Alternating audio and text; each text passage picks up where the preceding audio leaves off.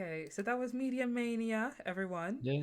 Yay! So we're gonna dive right in to our topic for today, talking about father-child relationships in movies.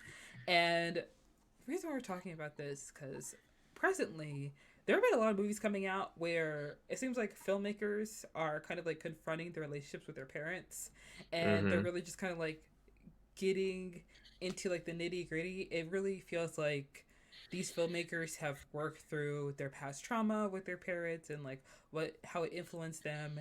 And now that they've gone through it, they've decided to put it into a screenplay. And they're basically saying, you know what? I got it over this. I moved on. I'm going to subject you all to my trauma now, so we can Yeah. all experience this together. Which, you Mm-hmm. know what, I'm fine with. And I feel like the most present example people see is like Turning Red and Everything Ever All at Once. But those are movies that are centered around like mother daughter relationships. And Mm-hmm. we want to talk about like father son relationships in movies. So you had suggested A Son, Elliot, for our discussion, and then I suggested After Sun, not Mm-hmm. realizing that After Sun is a father daughter True. movie. So this is a father child, you know, looking to father child dynamics in Mm-hmm. films rather than father and Fatherhood. son. Yeah. Fatherhood and how Mm-hmm. fatherhood influences us. So Mm-hmm. we're going to start with A Son, which is the film that you suggested. It is a 2019 Mm-hmm. Taiwanese drama film. I almost said that wrong. It is on Netflix. It is a movie that follows the story of a young man.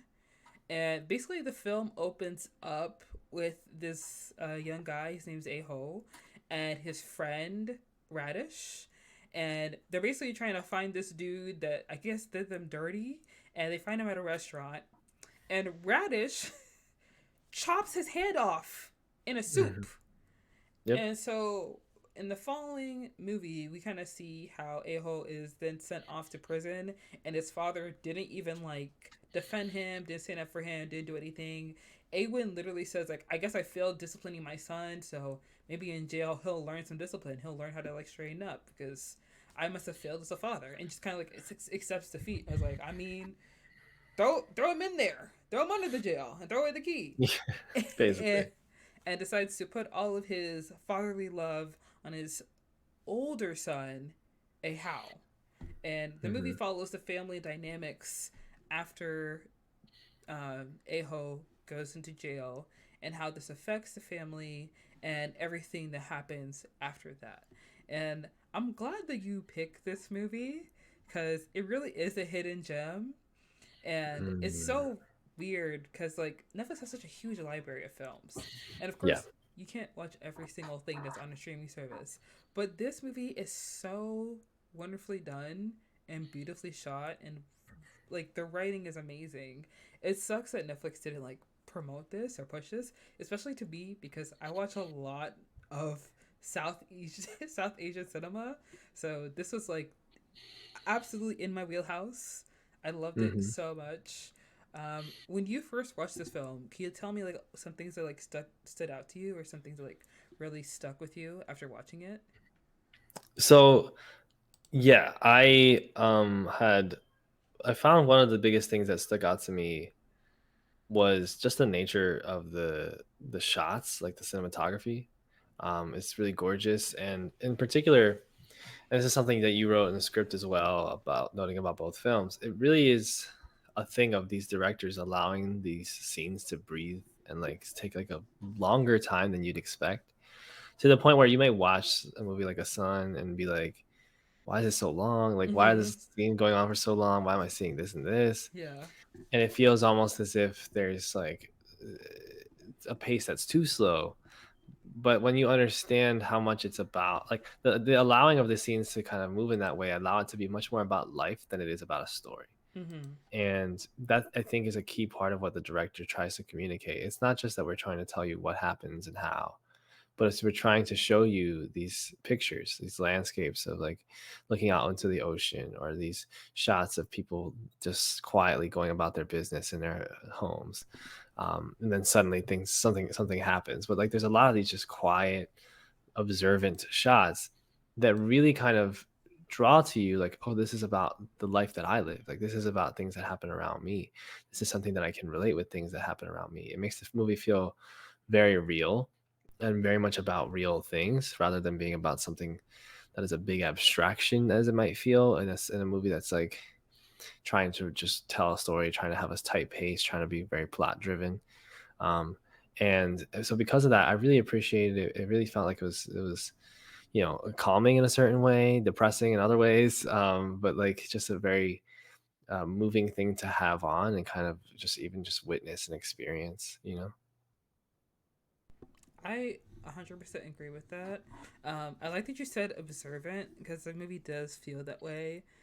Mm, I usually say like films like this feel very grounding because mm, it kind of just feels like you're watching people almost live their life, because a lot of movies are plot driven where they do tend to focus on like getting from the beginning to like the climax and the action and the denouement. Like they have to hit every single point beat by beat.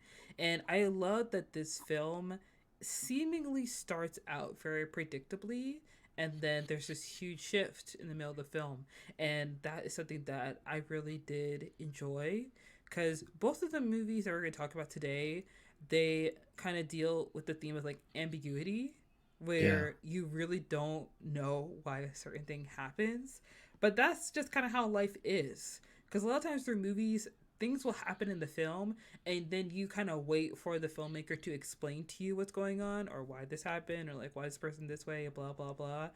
And in real life, you don't get background, you don't get a narrator, you don't get an explanation. What you get are people, places, and things. You get Mm, experiences and you get memories. And then those people may leave you, or those people may hurt you, or those people may show love to you. And there mm, isn't always an explanation. That's just how life is sometimes. yeah. Yeah. Yeah, that's the part of it that makes it frustrating in a certain Mm-hmm. sense Mm-hmm. because it's like you want more resolution. It can have you feeling like an emptiness as you watch. It can have Yeah. you feeling like a deep kind of like desire for more that some people might confuse with like the movie not being good. Mm-hmm. Which I get it. Sometimes you want to watch a movie and you want to have like you want to feel something that's like palpable and makes sense and it concludes and it's like an even shape. Mm-hmm. But having a movie like this, it forces you to sort of contemplate and forces you to sort of accept it as something that is rough and something that is and not just rough in the sense of like they just threw things together. I mean, it's very intentional and artistic about its choices, but it's also just in those choices choosing to be uneven and Mm-hmm. choosing to be dark and choosing to be confusing because again like that's what life is. And if you can watch that and then you can draw on the themes of the movie and sort of the conclusions, If you enjoy watching these highlights, subscribe to the channel and turn on post notifications so you know when a new video is uploaded. then you can pick up something really meaningful about life aside from just like an abstraction that you can agree with, something that really shows you like in the midst of all these uneven things and all this confusion and all this darkness, here are some things that happen and here's something that you can draw from it or maybe Yeah. not. Yeah, I agree with you 100%. And that's something that I love about cinema is that you'll not always like directly relate to a character, but there's something about the way they feel or the way they act that is relatable to you. Like for me, Mm, I I rewatch Fleabag too many times, but I love Fleabag because she is so like some people watch the show and they'll be like, "This girl's pathetic. Like she needs to get her life together." But I understand what it's like when you are so desperate for love and attention and affection, and mm, people will seek that out in ways that are not healthy, and they understand that, but they still desire that, you know yeah. and in a son, I relate to the younger son because me, I've never been to jail, thank goodness. I've never done anything that would warrant me to be behind bars, thank the Lord. But I know what it's like to be like the younger child and not have it all together, or just not be seen as like the favorable child. And Mm. thankfully, my parents have never ever done anything like not acknowledge my existence. Yeah. Thankfully, that's never happened to me. Because if I Yeah. had to hear that, wow, I would have so many more issues. I would be hurt. that would Very be hurt. that would be rough. But I understand how this guy feels because, you know, I remember watching the film, and this is something I noticed in doing the research for A Sun, because it's kind of like a hidden gem on Netflix. There aren't a lot of reviews, but from the reviews that I found, no one really mentions the mom in the Right. movie. And I know that Right. like she isn't like a huge part of the film, but she's still there. And She's pretty significant, yeah, yeah, throughout in many of the scenes. yes, yes, she is, and you need that balance because the dad's kind of trifling, just like a little bit.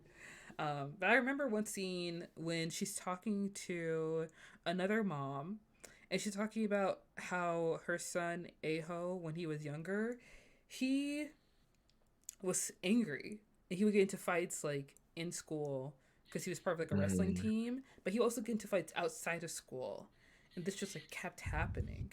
So she wasn't Mm. really surprised when he started hanging out with Radish, and then what happened to that man uh, in the restaurant happened because he he was just such a young child who didn't know how to control his emotions or his anger, and because his brother, who is seen as like so optimistic and so kind and so smart, he was kind of like seen as like the golden child, literally like the sun that's shown upon the Yeah. family. He had this resentment for him because he could never measure up to him.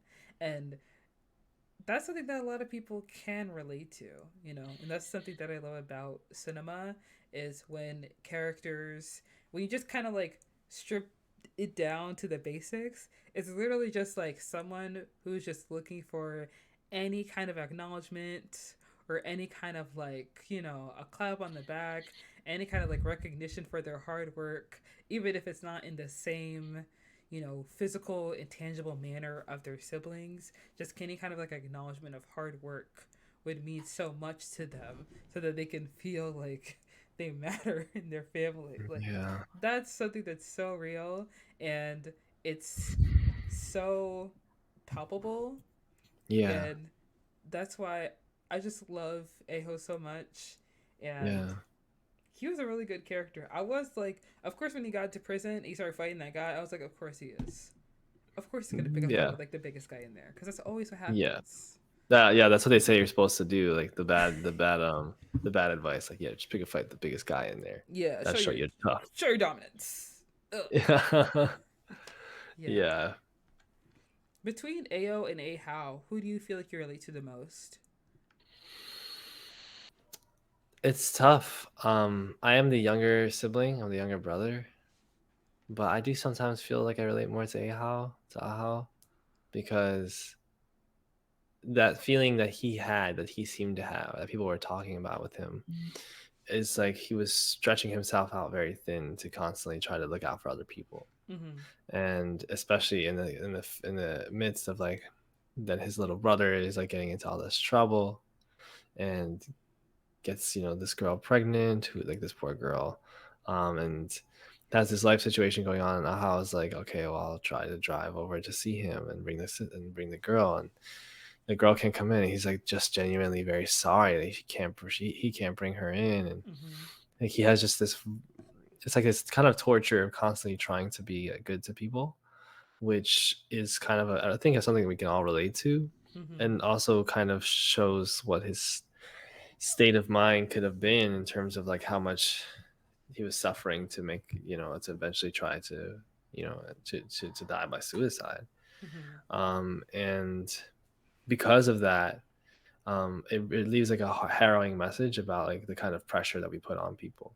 um, I think there's like definitely, because this is a Taiwanese movie, there's definitely a cultural commentary in terms of like how Taiwanese folks, how East Asian folks, Chinese folks, um, are about like fulfilling duty, and about like there's this seize the day quote that kind of comes up a lot that the father tries to propagate, but Mm-hmm. he's not like able to live by it at all, because it's like this unrealistic standard of like doing the absolute most, saving the, this, the thing of the story of Sima Guang, like saving this kid from this barrel, but then Ahao has like this different telling of the story where he actually sees himself in it's like this very beautiful moment where he kind of is like seeing, it's very tragic when you think of what happens to him, but he sees ahead of everybody else like how much everybody's just kind of bullshitting about Mm-hmm. what they actually believe and like what they'll actually do to stand on their principles, and like about how life is supposedly about so much self individuation and about like being your best self, about trying hard and doing your work, Mm-hmm. and how it actually just tears you apart. And everybody's suffering and everybody's lying about it, right? And he kind of has this vision, I think because of what he was going through. Sometimes when you go through things like that, you see that kind of, you see the bullshit a lot easier. um, and yeah, it's really sad that he ends up, dying by suicide, because you see the rest of the family kind of grappling with like, what are we supposed to do? I mean, we Mm-hmm. left so much to lean on this person, and you know, it's not that he necessarily saves the family through his death, but through his life and through what he was doing, um, he was helping them in a certain way, but he couldn't quite get them to understand, um, because you can't make people understand Mm-hmm. that you need to love people like unconditionally, especially when they're your family, and you need to put less pressure on yourself to be perfect and to be good, and that you need to at the same time like, allow yourself to just be. I mean, I think one of the biggest, most palpable things about this movie too is how much everybody's restricting their feelings, especially the men. Mm-hmm. You have these constant shots of men just like the only emotion that they're sort of able to express publicly is like anger. You Yeah. know, after the funeral, Ahos goes like and runs in the field and just screams his brother's name like angrily. Mm-hmm. You know, it's like the anger makes you feel like that you have some sort of power, some sort of justice in how you're reaping, your emotions. But in reality, it's just so much sadness that they're all feeling, and so much insecurity and anxiety that they're all feeling, that the father's feeling, Mm-hmm. Alwyn, because it's like we don't like we want it to be good, and we can't let up this idea that we're not fulfilling our role, even when things are so clearly falling apart around us, that we need to have the space to melt down a little bit. Yeah. I wholly agree with that. That's so true because anger does seem to be very prevalent, and it's so weird how it's so much easier to like display anger rather than like display any other emotions, like Yeah, any other feeling. And you can see that clearly in this movie. And yeah, it is very sad when um Ahau, takes his own life, cuz yeah. me did not expect that at all in No, the it was even movie. hard to tell what was happening when it happened, Yeah. which I I think again is like very realistic in that way. Yes. When the neighbor comes to his house in the middle of the night and he's like, "So, Aha's outside." I'm like, "Okay, why are you Yeah, telling us this? Like, his body's outside." I'm like, "His, what do you mean his body? What's going yeah, on?" And then I'm literally watching this at my computer and I'm watching it, and all the neighbors are like peeking over their, like, um, windows and like coming outside. yeah. And the mom is like crying and the dad's just standing there. The dad is like not even crying. Like, you could tell like he is like deeply Just broken. heartbroken. But Yeah. I'm watching, I'm like, what's going on? What's going on? What's going And you on? notice in that scene, like he only starts to show like any real kind of emotional expression when the wife turns away. Since you're at the end of the video, don't forget to like the video and leave a comment down below. If you want early access to these highlights, join our Patreon. Patrons have access to our entire archive, including full-length videos. Patrons also have the opportunity to choose a topic for our podcast, and they get the opportunity to be a guest. Join now.